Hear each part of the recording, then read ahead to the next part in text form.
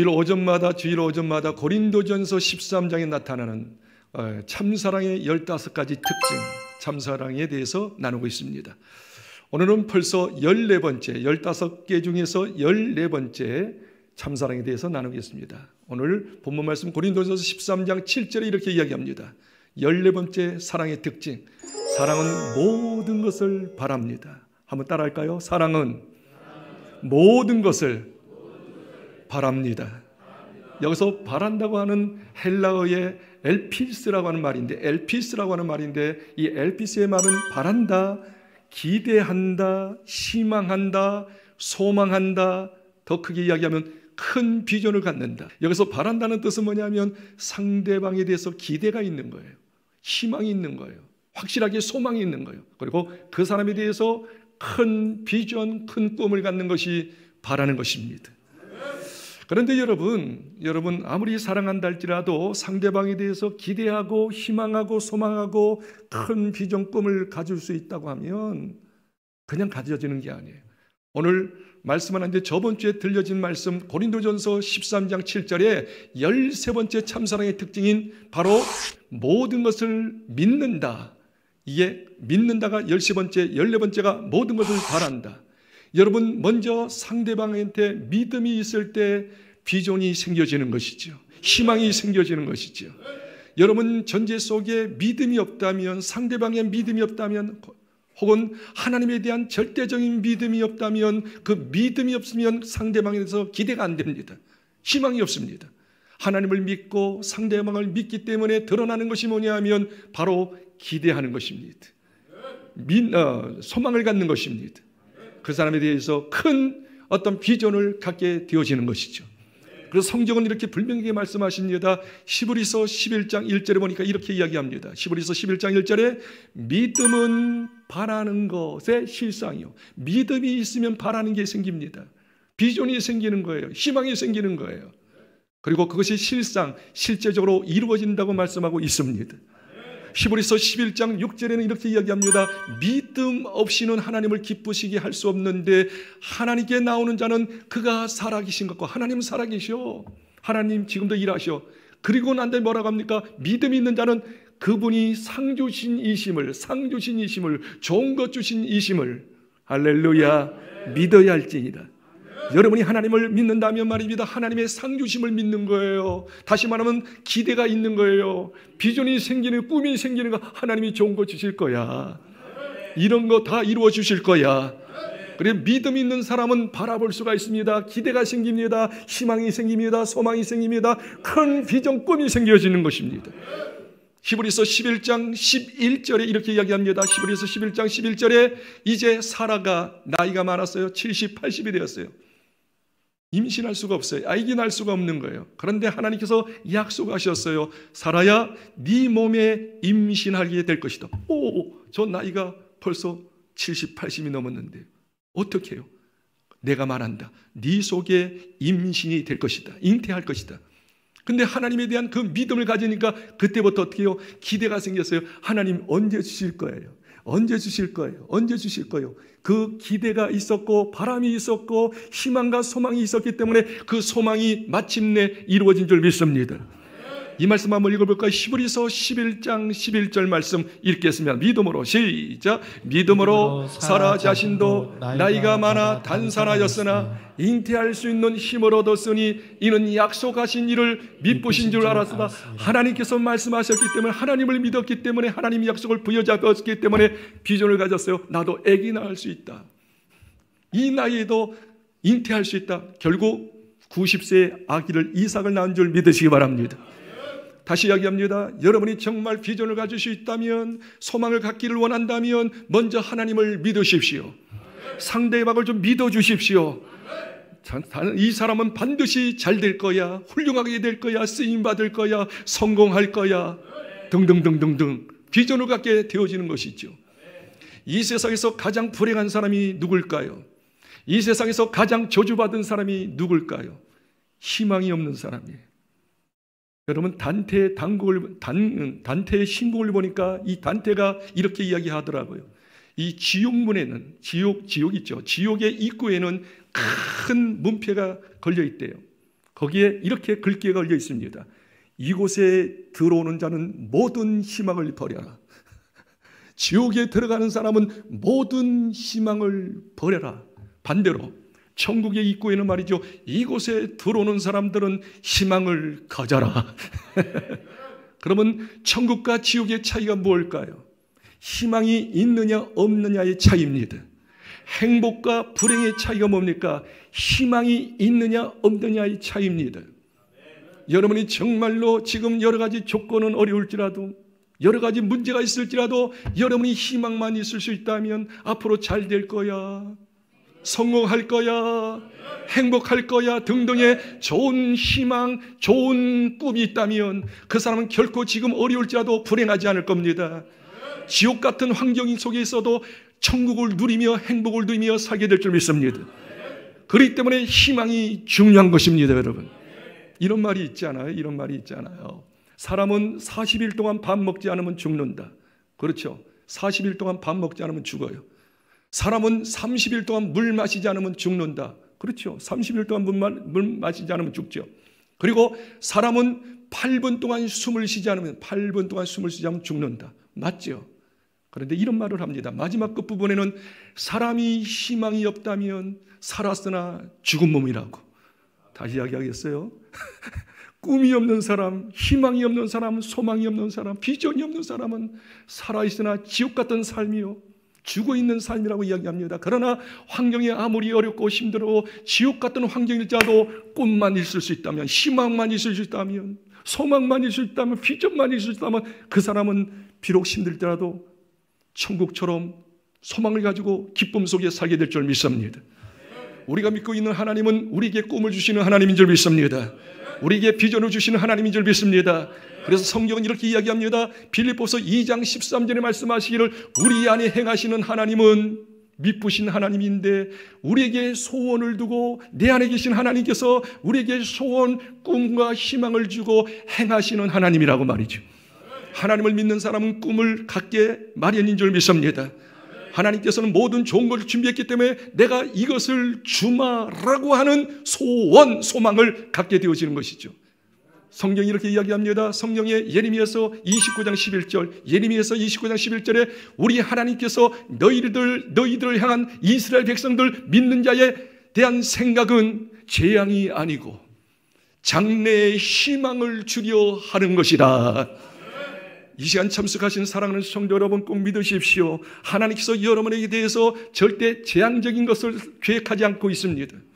여러분에게 희망을 제시하고 있습니다. 꿈을 제시합니다. 좋은 것 준비해서 때가 되면 하나님의 방법으로 주신다고 약속하고 있으니 이 아침에 여러분 꿈을 가지시기를 바랍니다. 희망의 노래를 부르시기를 바랍니다.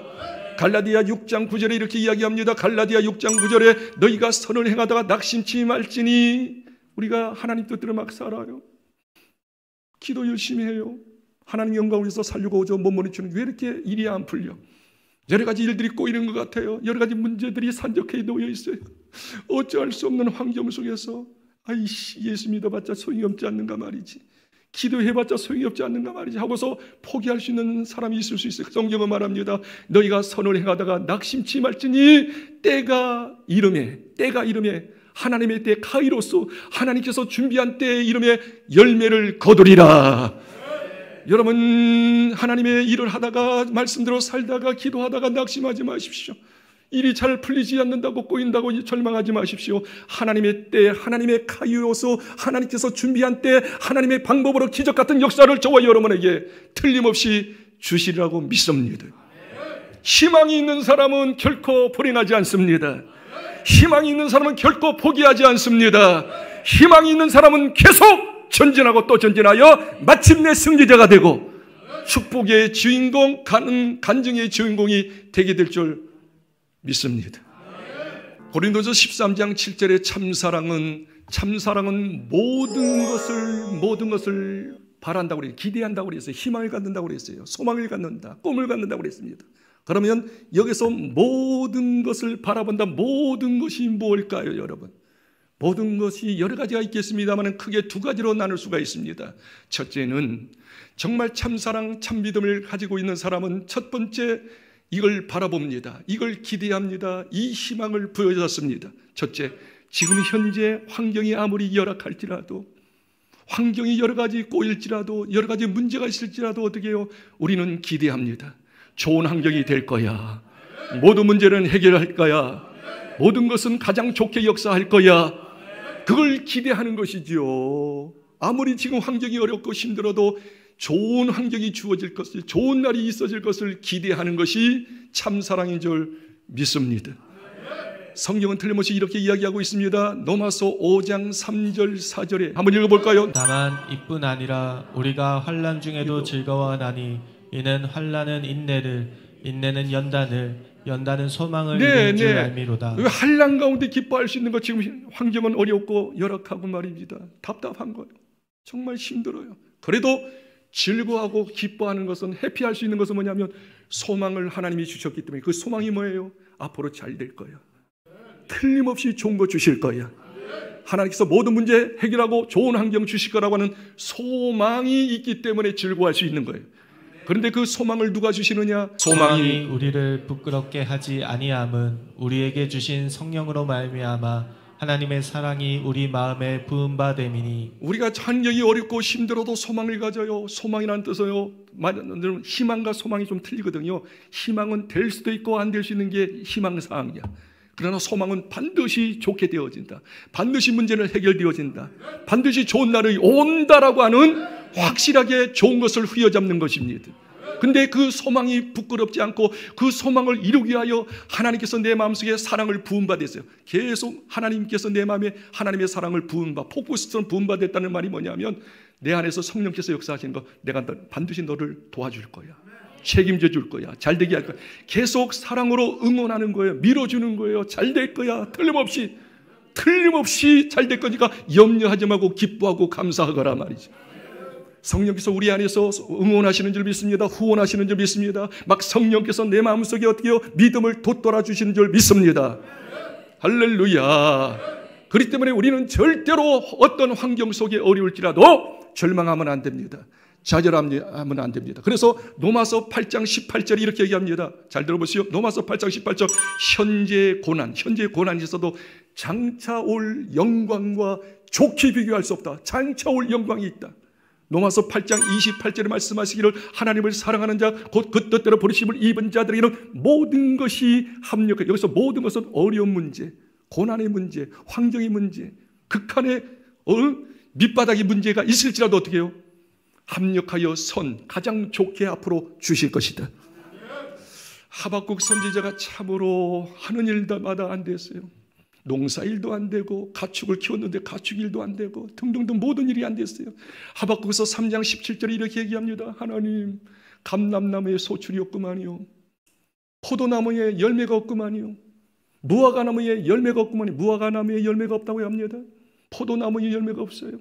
감람나무에 열매가 없고 그리고 말이죠, 채소를 심었는데 채소가 나지를 않습니다.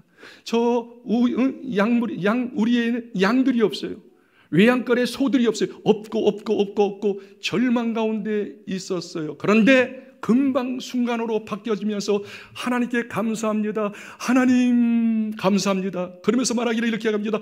하나님, 지금 없을지라도 하나님께서 하나님의 때에 구원을 베풀어 주실 걸 난 믿기 때문에, 하나님께서 다시 한번 회복시킬 걸 믿기 때문에, 잘되게 하실 것을 소망하기 때문에 하나님을 기뻐합니다. 하나님께서 나를 높은 산에 올릴 것입니다. 사슴같이 뛰놀게 하실 것입니다. 높은 위치에 잘되게 행복하게 살게 하실 것입니다. 우리 한번 성경 읽어볼까요? 비록 무화과 나무가 무성하지 못하며 포도나무에 열매가 없으며 감람나무에 소출이 없으며 밭에 먹을 것이 없으며 우리의 양이 없으며 외양간에 소가 왜 이렇게 없을지라도. 없는 게 많아요? 다 안 되는 거예요. 그런데 이제 바뀌어졌어요. 18절 19절 읽겠습니다. 하박국서 3장 18절 19절 시작. 나는 여호와로 말미암아 즐거워하며 나의 구원의 하나님으로 말미암아 기뻐하리로다. 주 여호와는 나의 힘이다. 나의 발을 사슴과 같게 하사 나를 높은 곳으로 다니게 하시리로다. 이 노래는 지혜하는 사람을 위하여 내 수금에 맞춰. 여기 보세요. 아까는 없고 절망 가운데 있었는데 수신까지 하나님을 생각해서 나는 여호와를 인하여 감사하리로다, 찬양하리로다. 구원의 하나님, 구원을 뭐여 건져주시는 하나님, 나를 저 높은 곳에 올리시는 하나님, 사슴처럼 아름답게 다니게 하시는 하나님, 모든 걸 해결해서 마침내 정상에 올라가서 하나님께서 준비한 모든 좋은 것을 얻을 수 있는 간증의 주인공이 되게 하노라고, 되게 할 것을 믿노라고 감사하고 있는 줄 믿습니다. 여러분 가운데 정말 마음에 정말 힘든 고통을 안고 있는 분들이 계실 거예요. 이런 문제, 저런 문제, 남편의 문제, 아내의 문제, 자녀의 문제, 물질의 문제, 사업의 문제 등등의 문제, 질병의 문제들이 있는 사람들이 있어요. 이걸 드러내지 못해요. 왜? 이게 다 부끄럽게 여기지니까. 마음을 간직해서 가슴을 쓰다듬고 또 너무 힘들어서 제대로 잠을 이룰 수 없고, 저녁마다 말이야 밤을 지새우는 사람들이 그 힘든 고통 때문에 밤을 제대로 잠을 이루지 못하는 분들이 너무 많아요. 여러분에게 이야기합니다. 어떻게 보면 동서남북이 말입니다. 우겨쌈을 당하는 거예요. 도대체 희망이 안 보이는 것 같아요. 이거 해결될 것 같지 않아. 특히 남편을 바라볼 때, 아내를 바라볼 때, 우리 자녀를 바라볼 때 희망이 안 보여요. 그러나 여러분에게 격려하고 위로합니다. 비록 동서남북이 다 막히고 우겨쌈을 당할지라도 하늘은 열린 줄 믿으시기 바랍니다. 하나님을 바라보시길 바랍니다. 이스라엘 백성이 말입니다. 애굽에서 극적으로 나왔어요. 430년 만에 애굽에서 해방되었어요. 가나안 땅을 향해서 전진하고 있습니다. 그런데 어쩌면요, 앞에 홍해수가 넘실넘실거려요. 건널 수가 없습니다. 그리고 뒤에서 쫓아오는 애국 군대들이 군사를 이끌고 말이죠, 막 오는 거예요. 이스라엘 백성을 죽이려고. 옆에 보니까 말이에요, 사막지대에 앞에는 홍해바다, 뒤에는 애국 군대들, 옆에는 사막지대. 앞에 갈 수도 없고 뒤로 물러갈 수도 없고 옆으로 갈 수도 없고 오리부중이었어요. 우겨쌈을 당했어요. 그런데 그때 모세가 놀라운 말을 합니다. 여러분, 주변의 환경을 보지 마십시오. 우겨쌈을 보지 마시고 하늘은 뚫려 있나이다. 하나님을 보십시오. 구원의 하나님을 보십시오. 문제의 해결자이신 하나님을 보십시오. 하나님이 도우실 것입니다.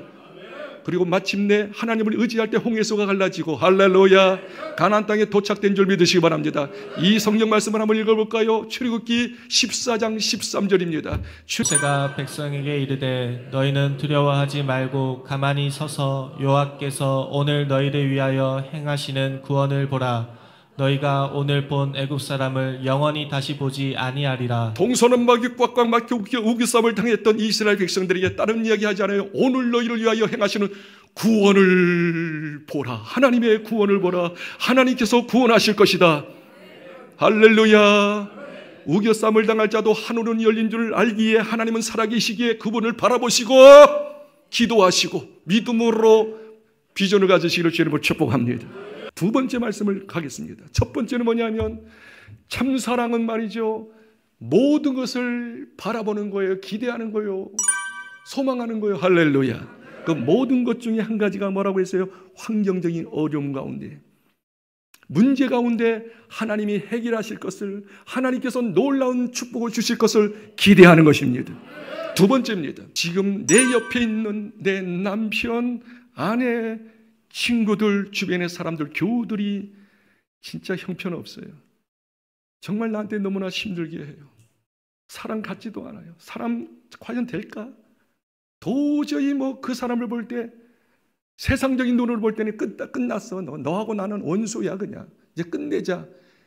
세상 사람은 비록 그럴지라도 진짜 참 사랑을 가지고 참 믿음을 가진 사람은 어떻게 해요? 모든 것을 기대하는데, 그런 사람도 여러분이 기대해야 될 줄 믿습니다.